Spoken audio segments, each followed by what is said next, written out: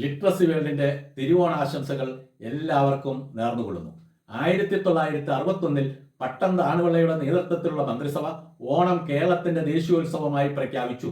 1961 മുതൽ സംസ്ഥാന സർക്കാരിന്റെ ആഭിമുഖ്യത്തിൽ ഓണാഘോഷ പരിപാടികൾ സംഘടിപ്പിച്ചു വരുന്നു.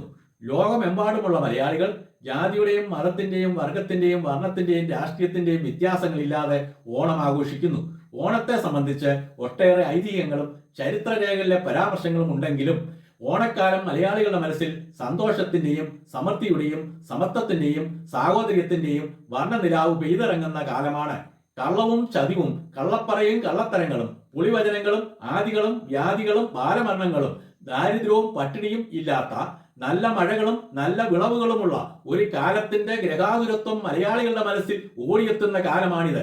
പൂക്കളമിടിയിലും പുലികളിയും തുമ്പിതുള്ളലും തിരുവാതിരകളിയും വടംവലിയും വള്ളംകളികളും ഓണത്തല്ലും ഓണപ്പാട്ടും ഓണക്കളികളും ഓണക്കാഴ്ചയും ഓണപ്പുടവയും ഓണസദ്യയും എല്ലാം ചേർന്ന് മലയാളികളുടെ മനസ്സിൽ പുതുവസന്തം വിരിയിക്കുന്നു. ദുഃഖങ്ങളെയും ദുരിതങ്ങളെയും മനസ്സിൽ നിന്നകറ്റി പുത്തൻ പ്രതീക്ഷകളുടെയും ആഹ്ലാദത്തിന്റെയും ഐശ്വര്യത്തിന്റെയും തിരുനാളങ്ങൾ എല്ലാവരുടെയും ഹൃദയങ്ങളിൽ ഉയരട്ടെ എന്ന് ഞാൻ ആശംസിക്കുന്നു.